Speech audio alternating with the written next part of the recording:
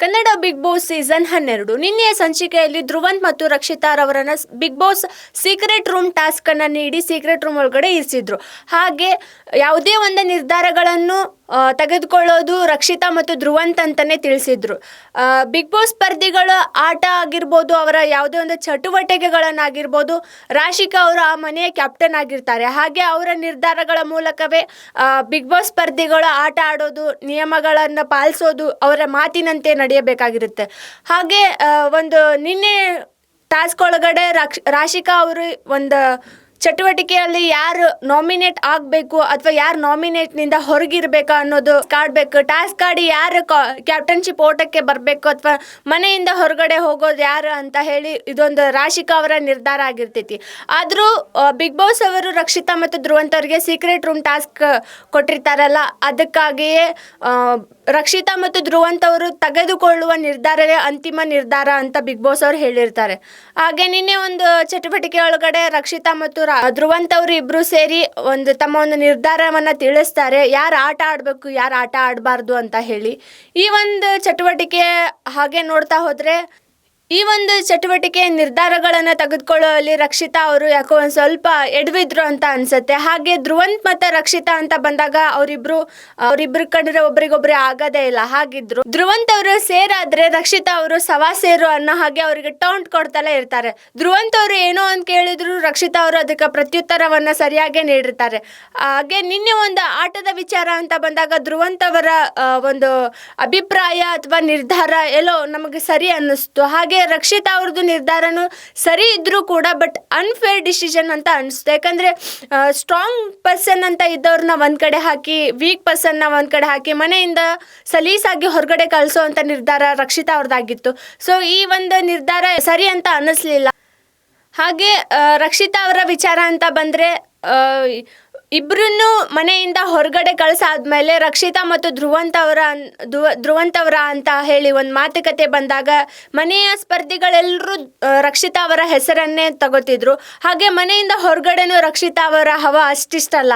ಯಾಕಂದರೆ ಅವಳು ಚಿಕ್ಕವಳು ಅಂತ ಹೇಳಿ ಸ್ಟಾರ್ಟಿಂಗ್ ಎಲ್ಲ ಅವರ ಮುಗ್ಧ ಮನಸ್ಸನ್ನು ಎಲ್ಲರೂ ಭಾಳ ಹಾಡು ಹೊಗಳಿದ್ರು.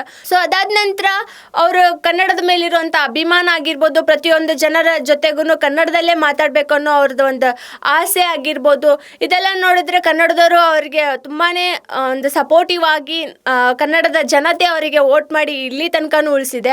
ಹಾಗೆ ಅವ್ರ ಮನೆಯಿಂದ ಹೊರಗಡೆ ಹೋಗಲ್ಲ ಅನ್ನೋದು ಸ್ಪರ್ಧಿಗಳ ಒಂದು ಕಾನ್ಫಿಡೆನ್ಸ್ ಆಗಿತ್ತು. ಅದೇ ರೀತಿಯಾಗಿ ರಕ್ಷಿತಾ ಅವರು ನಾನು ಮನೆಯಿಂದ ಹೊರಗಡೆ ಬರೋಕ್ಕೆ ಚಾನ್ಸೇ ಇಲ್ಲ ಅಂತ ಅವ್ರ ಮೇಲೆ ಅವರು ದೃಢವಾದ ನಂಬಿಕೆಯನ್ನು ಇಟ್ಕೊಂಡಿದ್ರು. ಅದೇ ರೀತಿಯಾಗಿ ಅವರು ಫಸ್ಟ್ ಸ್ಟಾರ್ಟಿಂಗ್ ಒಂದು ಬಿಗ್ ಬಾಸ್ ಶೋ ಸ್ಟಾರ್ಟ್ ಆದಾಗಿಂದ ಮನೆ ಒಳಗಡೆ ಬಂದು ಅವರು ವೋಟಿಂಗ್ ಮೂಲಕ ಅಂದರೆ ಮನೆಯವರ ಅಭಿಪ್ರಾಯದ ಮೂಲಕ ಸ್ಪಂದನ ಮಾಡು ಹಾಗೆ ರಕ್ಷಿತಾ ಅಂತ ಬಂದಾಗ ಮನೆಯಿಂದ ಯಾರು ಒಬ್ಬರನ್ನ ಹೊರಗಡೆ ಕಳಿಸ್ಬೇಕಂತಿರುತ್ತೆ, ಆವಾಗ ರಕ್ಷಿತಾ ಅವ್ರನ್ನ ಹೊರಗಡೆ ಕಳಿಸಿರ್ತಾರೆ. ಸೊ ಇದೇ ವಿಚಾರವಾಗಿ ರಕ್ಷಿತಾ ಅವ್ರನ್ನ ಮನೆ ಒಳಗಡೆ ಒಂದಿನಕ್ಕೆ ಕರೆಸಿ ಹೊರಗಡೆ ಕಳಿಸೋದಾದ್ರೆ ಬಿಗ್ ಬಾಸ್ ಶೋಗೆ ಯಾಕೆ ಅವ್ರನ್ನ ಕರೆಸ್ಬೇಕು ಅಂತ ಹೇಳಿ ಎಷ್ಟೋ ಜನ ಸೋಷಿಯಲ್ ಮೀಡಿಯಾಗಳಲ್ಲಿ ಒಂದು ತಮ್ಮ ಅಭಿಪ್ರಾಯವನ್ನ ಅಥವಾ ತಮ್ಮ ಪ್ರಶ್ನೆಯನ್ನ ಬಿಗ್ ಬಾಸ್ ಅವರಿಗೆ ಕೇಳಿದ್ರು. ಟ್ವಿಸ್ಟ್ ಕೊಟ್ಟು ಎಲ್ಲರಿಗೂ ಅವ್ರನ್ನ ಸೀಕ್ರೆಟ್ ರೂಮ್ ಒಳಗಡೆ ಇರಿಸಿ ರಕ್ಷಿತಾ ಅವ್ರನ್ನ ಮತ್ತೆ ಕಮ್ ಬ್ಯಾಕ್ ಮಾಡ್ತಾರೆ.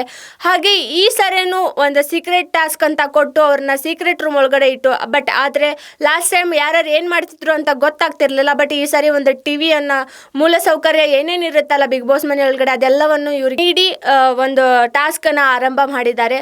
ಸೊ ಈ ಬಿಗ್ ಬಾಸ್ ಮನೆ ಒಳಗೆ ಇದ್ರೂ ಅಥವಾ ಇಲ್ಲದೆ ಇದ್ರೂ ರಕ್ಷಿತಾ ಅವರಿಗೆ ಯಾವುದೇ ರೀತಿಯಾದ ಫರ್ಕ್ ಬೀಳೋದಿಲ್ಲ ಅಂತ ಹೇಳ್ಬೋದು.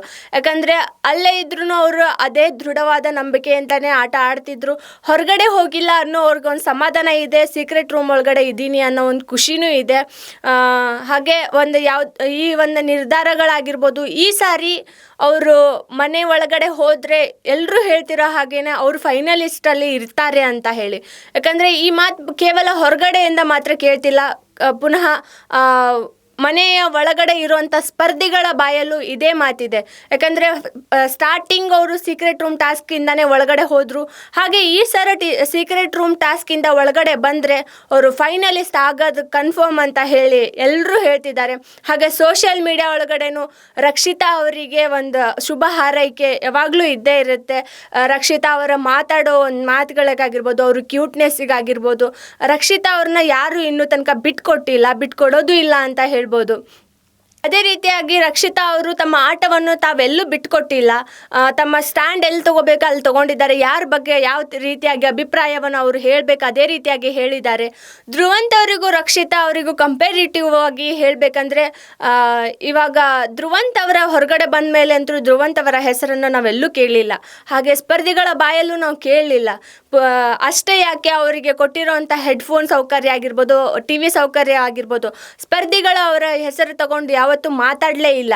ಬರೀ ರಕ್ಷಿತಾ ಅವರ ಒಂದು ಟಾಪಿಕ್ ಬರ್ತಿತ್ತು. ಸೊ ಹಾಗೆ ರಕ್ಷಿತಾ ಅವರ ಬಿಗ್ ಬಾಸ್ ಮನೆಯಲ್ಲಿ ಎಷ್ಟು ಇನ್ವಾಲ್ವ್ಮೆಂಟ್ ಆಗಿ ರಕ್ಷಿತಾ ಅವರ ಆ ಬಿಗ್ ಬಾಸ್ ಮನೆಯೊಳಗೆ ಎಷ್ಟು ತಮ್ಮನ್ನು ತಾವು ತೊಡಗಿಸ್ಕೊಂಡಿದ್ರು ಅಂತ ಹೇಳಿ ಅಷ್ಟೇ ಸಾಕು ಅನಿಸುತ್ತೆ. ಯಾಕಂದರೆ ಪ್ರತಿಯೊಬ್ಬರೂ ರಕ್ಷಿತಾ ಅವ್ರ ಬಗ್ಗೆ ಜಾಸ್ತಿನೇ ಮಾತಾಡ್ತಿದ್ರು.